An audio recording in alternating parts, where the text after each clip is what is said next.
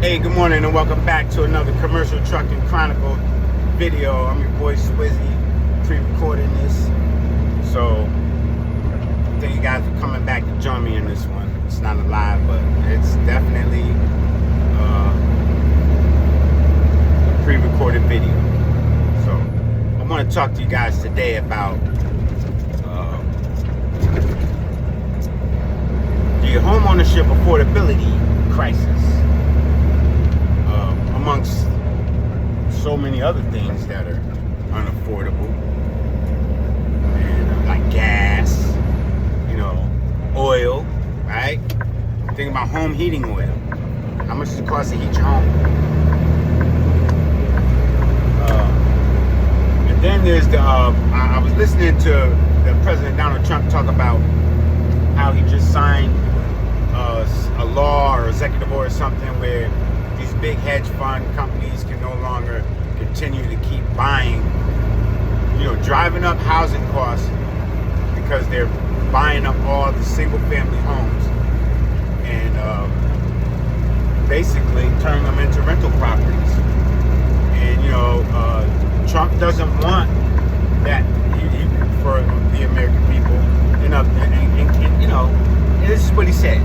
Like, I want homeowners to be, I want Americans to become homeowners and not renters.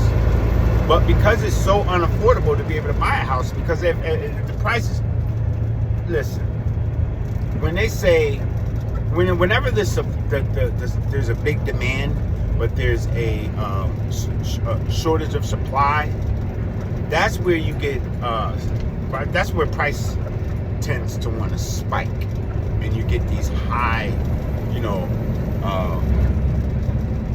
prices on these homes. In the same home, 1,800 square foot, maybe 5-10 years ago, it's half the price.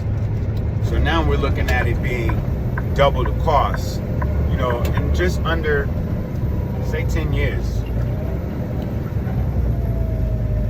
What that creates is an unaffordability problem for a lot of people, a housing crisis, because affordable housing is just not affordable.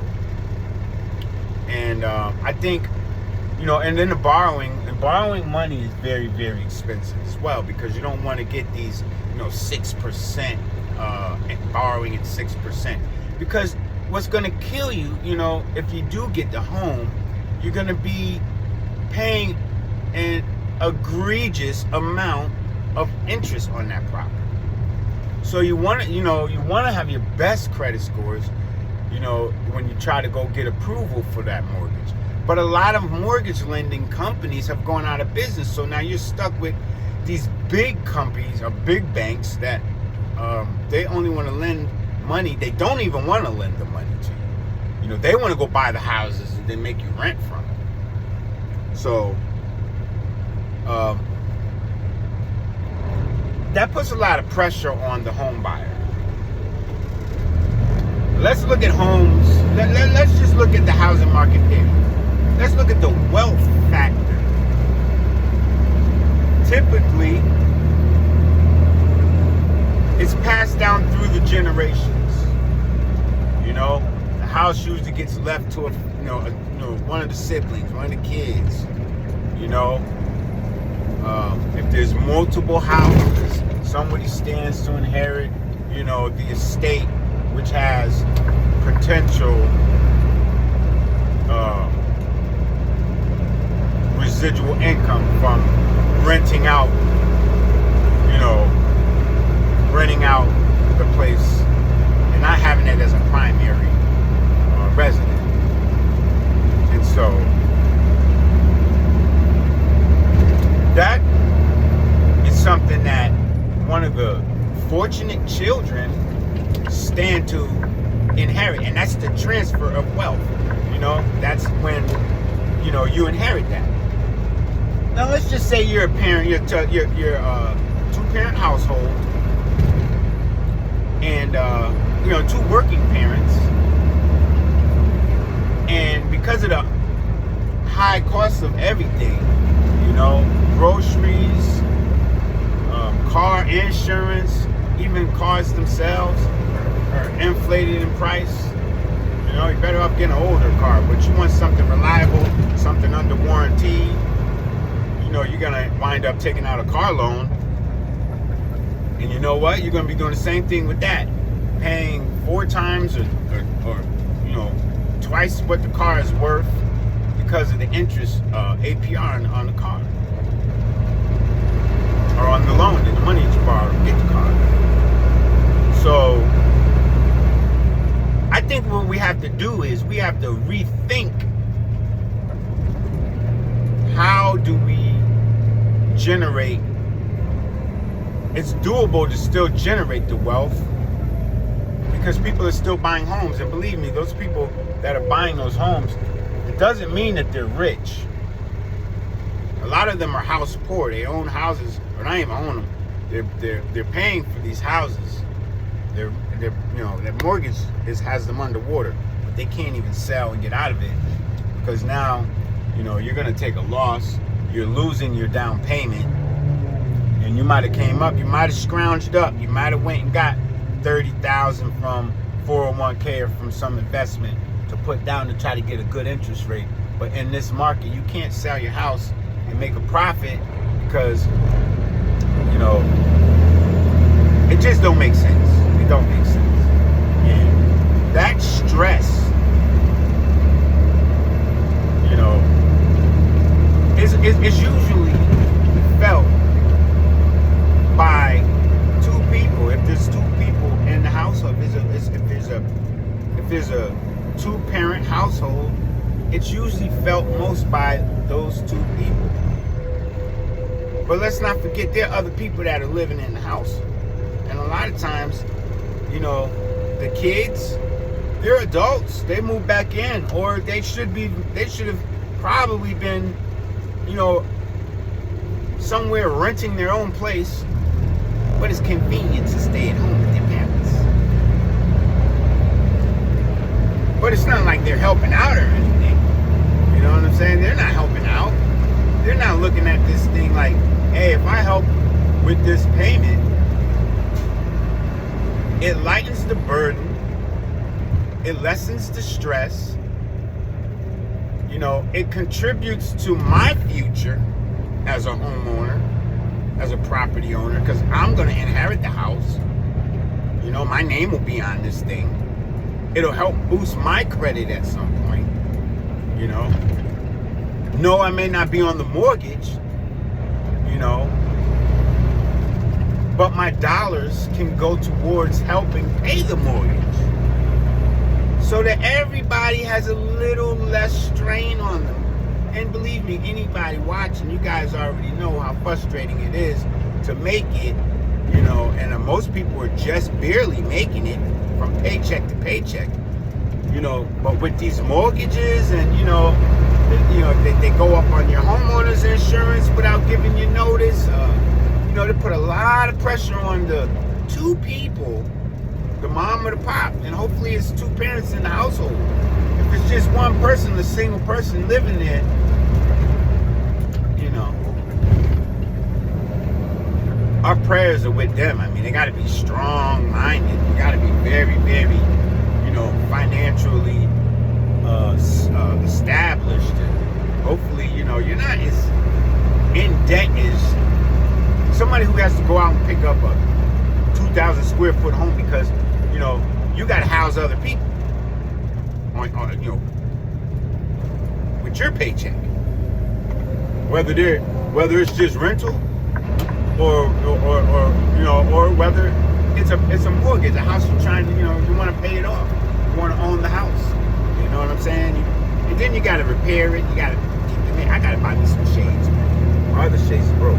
Cheap shades. Every time I buy a pair of shades, if I spend $20, I got to at least wear them 40 times before they break. You know? I'm trying to get my money out of this stuff. There's no point in me buying something I can't get my money out of it. I'm going to definitely pull over somewhere today, see if I can't get me some cheap shades, because, you know, like they say, it's spring again and the sun is shining bright, or it'll be spring tomorrow. By the time you watch this video, it'll be spring. Spring has sprung. So yeah, I think that if we as Americans change our, you know what I'm saying, change the way we think about, you know, how property owners are supposed to, you know, get into this situation. I know everybody wants, oh, we went out and we bought a house. We went out, we bought a house. Some people bought at the right time. There's other people that didn't do it because they didn't have the down payment money. They needed their credit and things to get worked on. Regardless of what the case is, if we look at how things are today, you know, the American dream is to own a home for so many people. You got people that want to come to this country and live in America, buy some land or buy a house, you know, and just, you know, live comfortably. So you would hope, or you would think. And that's the plan. And it's like these banks, these financial institutions, they're 100% against it. Because they know the mindset of the people. You know, there's power in numbers.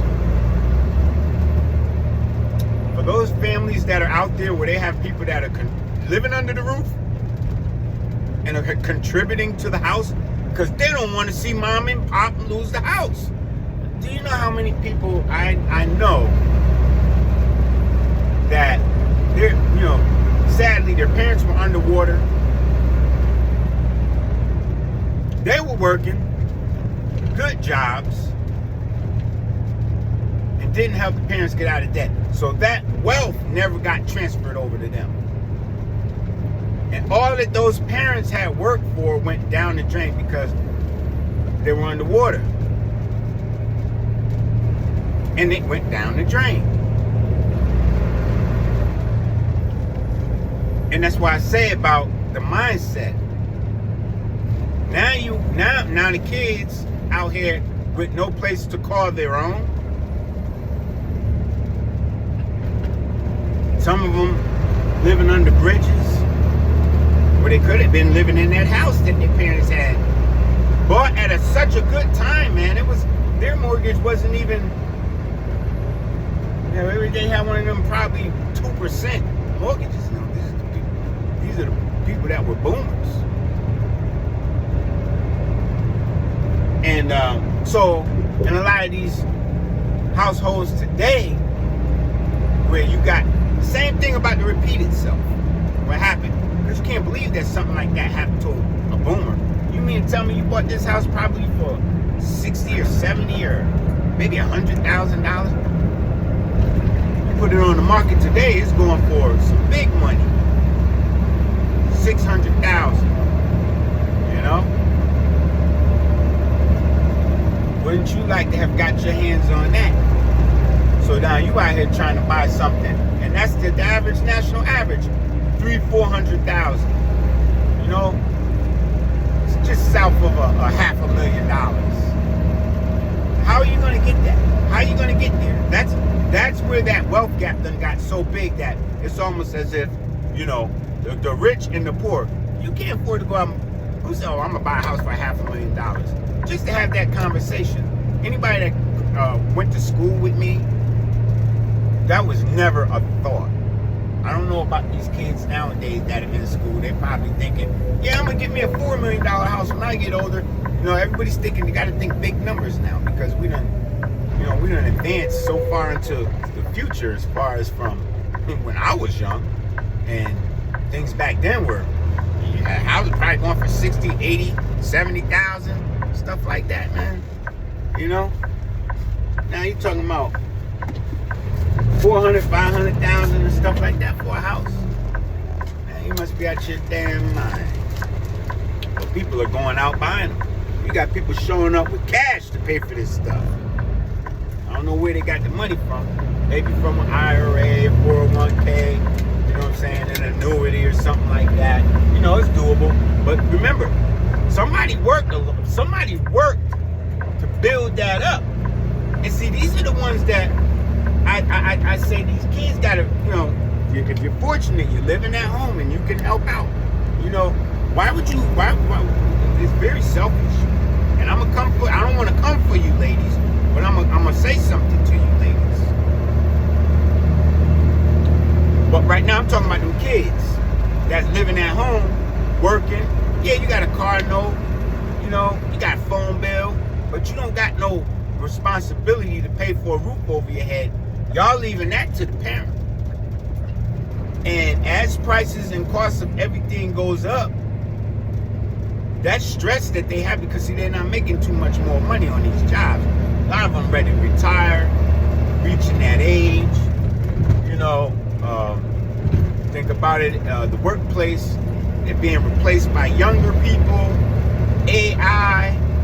You know, you still got to think about, okay, the house is not paid off yet. Or maybe, you know, if I can pay this house off, you know, I can, you know, just I'll be able to make do with my taxes on the house. And then, you know, a lot of these women, they contribute, but a lot of them, they don't. And they never have. They don't feel that they ought to. And for some, you know, for some of us that might be in a position like that where, you know, you're not going to work, baby. You're going to stay home. I'm going to handle all of this. You know, I don't want my wife out there working. I don't think anybody wants their wife out there working. In fact, women don't, if you ask me personally, women don't need to be out in the workplace. I'm sorry. They say that they're natural, like, they should be like the nursing things for them and so forth, because they're nurturers by nature. So, you know, a nurse, you know, they'll nurse a child to good health. You know, they're nurturers. So the medical field, you know what I'm saying, should be pretty much where most women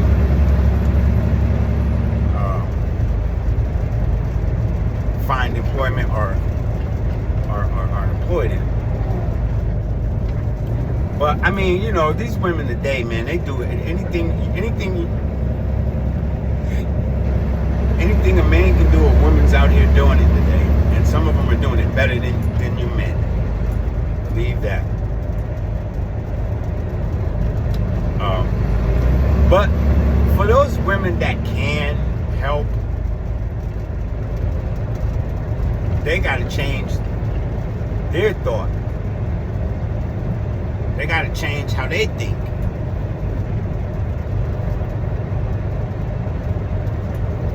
And that's if you're trying to get to home ownership.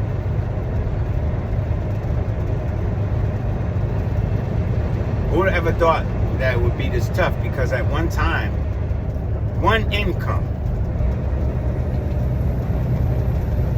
only one person had to work, and that was the man, the head of the house. One income provided for everything. Food on the table, roof over the head, transportation, insurance, vacations, the lifestyle, you name it. One income. But, you know, because of the unaffordability crisis in America, the high cost of living in this country, and the banks know it, most people's mindset is not one of the collective. You know, people are still comfortable living a lifestyle. And you can be comfortable living a lifestyle if you make that type of money. That's why I say some of us that are like, you know what? Nah, baby girl, I got this. You ain't got to work. You know, you take care of the kids, you take care of the house, you cook, you clean. Or I got somebody to come do all of that. You ain't got to worry about it. But I really feel like we need to, these young folks need to understand, because we're not going to be here all the time. to give them that guidance. You know, and you got some of the younger ones. I want to give them some credit. You know, they see the struggle that their parents go through, and they out there doing what they got to do so that they can position themselves, you know, to help out or to eliminate, you know, to eliminate that hardship that they see their parents going through. That one parent or both of their parents, you know. Know what you think, Jimmy? He got his tailgate up. He always riding around with his tailgate up. He look like Superman.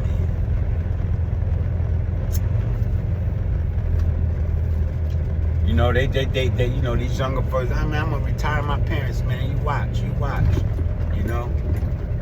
Now, one of them kids, a kid like that, man, you know, I would get out there and work. 2 jobs if need be. 3 jobs if need be. Just to be able to make sure that I can support my son or daughter who has that type of mentality. Because they're looking to help out in any way that they can.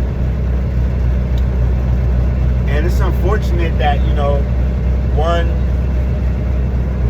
income source doesn't do it for you here in America. And you would think that, you know, this is the country where, you know, everybody makes so much money selling their goods and stuff, you know, so everybody wants to import their stuff over here. Everybody wants to move over here, live over here, have a business over here and all of that, because, you know, you make so much money here. But it's so sad that, unfortunately, the money that you as an American citizen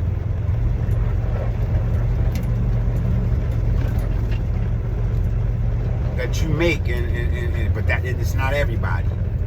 You know what I'm saying? But for the majority of American citizens, the money that they make is not enough money to cover their bills. Whereas at one time, one income was able to cover everything. So cost of living should have been going up right along with everything else, so that one income kept up with things, you know, and allowed the American worker, homeowner, or whatever to continue to afford the lifestyle of living that American dream, or being in pursuit of it anyway, you know, and not having to struggle from paycheck to paycheck. Let me know what you think about what I just said. Leave me a comment. I'm your boy Swizzy. Commercial Trucking Chronicles. Fuel is high. Insurance is high. Maintenance is high. Diesel's high. Yeah, I said fuel. The cost of everything is high, man. And we're going into another hot summer. Spring is here. Don't feel like it, but we're going to be going into another hot summer. Let me know what you think before it get too hot. This is a hot topic. Home affordability, and, you know, should the ones that are so comfortable living in the house, eating up all the food and stuff like that, you know, yeah, we should be kind of setting them up with, you know, hey man, you got to pay this bill. Hey, you know, that, because that raises them up and prepares them for being out there, you know, so that they can sustain themselves and become independent and not have to depend. And it's not saying that your parents have to depend on their kids, but we have a different situation on our hands here. We are trying to not miss out on, you know, a whole generation being able to acquire the American dream because of the economy. We have to think differently with our money. All right, let me know what you think about that in the comments. Y'all have a great day. Peace. Like, subscribe, share the video, man. Leave me a comment. It's your boy Swizzy. I'm out.